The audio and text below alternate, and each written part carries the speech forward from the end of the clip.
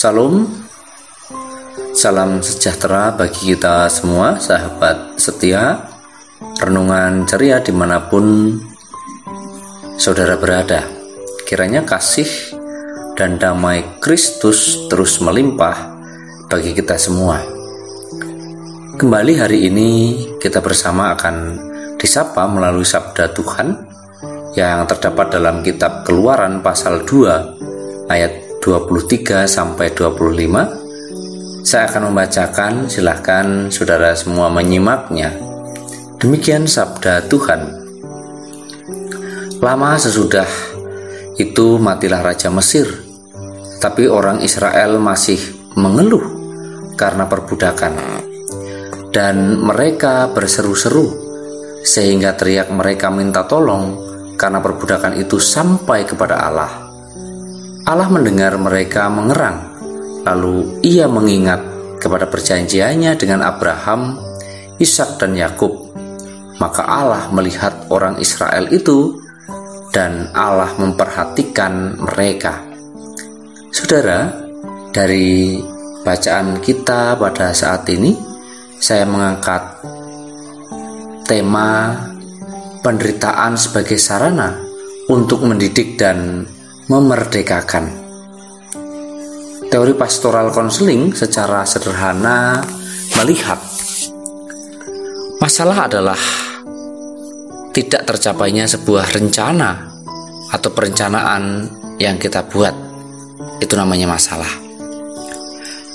Dan itu menimbulkan konflik, serta masalah juga memiliki sifat, yaitu sifat dari masalah adalah tidak statis, namun dinamis dan memengaruhi atau dapat menimbulkan persoalan baru atau masalah baru.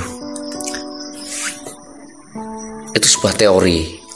Namun berbeda dengan sudut pandang yang Tuhan berikan atau Tuhan izinkan, bahwa Tuhan mengizinkan penderitaan terjadi atau masalah hadir sebagai sarana untuk mendidik umat pilihannya agar dapat melihat kemerdekaan, serta ketika mencapai kemerdekaan mereka betul-betul teruji. Seperti pujian dalam Kidung Jemaat 408, bahwa suka duka Tuhan pakai untuk kebaikan kita. Begitu juga penderitaan yang dialami oleh Israel merupakan cara Tuhan agar mereka betul-betul siap untuk merdeka, bahwa mereka yang merdeka pun bukan berarti bebas dari persoalan. Maka dalam ayat 24 sampai 25 sangat jelas, kalau Allah mendengar, ia juga mengingat, Allah juga melihat, dan Allah memperhatikan. Bahwa Allah tidak pernah meninggalkan umat pilihannya atau membiarkan sendirian dalam menjalani hidup. Umat Israel berteriak-teriak minta tolong, maka Allah pun bertindak. Namun mereka harus melalui proses terlebih dahulu. Bagaimana dengan kehidupan kita sebagai umat Tuhan masa kini? Apakah kita masih melihat pergumulan atau penderitaan sebagai sebuah tanda Tuhan tidak mau menjawab umatnya?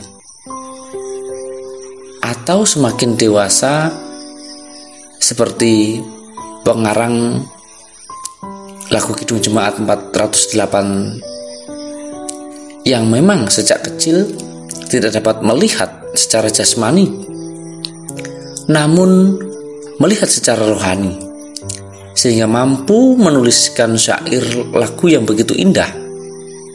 Hendaknya kita sebagai orang yang telah dimerdekakan, yang harusnya menderita siksaan, namun digantikan oleh Yesus Kristus melalui pengorbanannya di kayu salib, mengubahkan konsep berpikir bahwa setiap situasi Tuhan tidak pernah meninggalkan kita. Bahkan melihat bahwa penderitaan yang sedang kita alami adalah proses pendidikan dan pemurnian agar kita betul-betul siap hidup dalam kemerdekaan. Karena Allah akan terus mendengar permohonan kita dan Ia akan terus mengingat janjinya. Allah juga tidak menutup mata terhadap umat pilihannya, dan kita yang sudah percaya selalu diperhatikan olehnya. Kalau saat ini kita sedang mengalami atau diizinkan masuk dalam masa sulit atau zona tidak aman, mari kita belajar peka akan kehendak Tuhan dalam rencananya, dan ikutilah proses yang harus dilalui, karena proses itu tidak mengkhianati hasil, demikian kata orang bijak. Namun jika persoalan dan penderitaan yang terjadi karena kesalahan kita, mari segera mengintrospeksi diri, bertobat, dan belajar memperbaiki kesalahan kita tersebut. Intinya adalah dalam kesemuanya atau apa yang saat ini sedang kita alami, Tuhan tidak pernah meninggalkan umat pilihannya. Hanya soal waktu. Tentu waktu yang tepat sesuai dengan kehendak Tuhan. Teruslah nikmati setiap proses yang ada. Kalaupun itu penderitaan, jadikanlah itu sarana untuk mendidik kita semakin peka terhadap kehendak Tuhan, dan jadikan itu sebagai sarana juga untuk memurnikan diri kita, bahwa kita tidak pernah ditinggalkan oleh Tuhan. Seberat apapun persoalan yang sedang kita hadapi, Tuhan sanggup. Hanya persoalannya adalah, berteriakkah kita minta tolong kepada Tuhan, atau kita hanya mengandalkan kekuatan kita sendiri.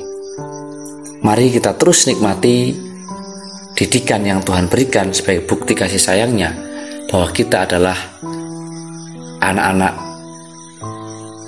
Tuhan yang bukan anak-anak gampangan. Terus semangat, selamat beraktivitas, Tuhan memberkati. Amin.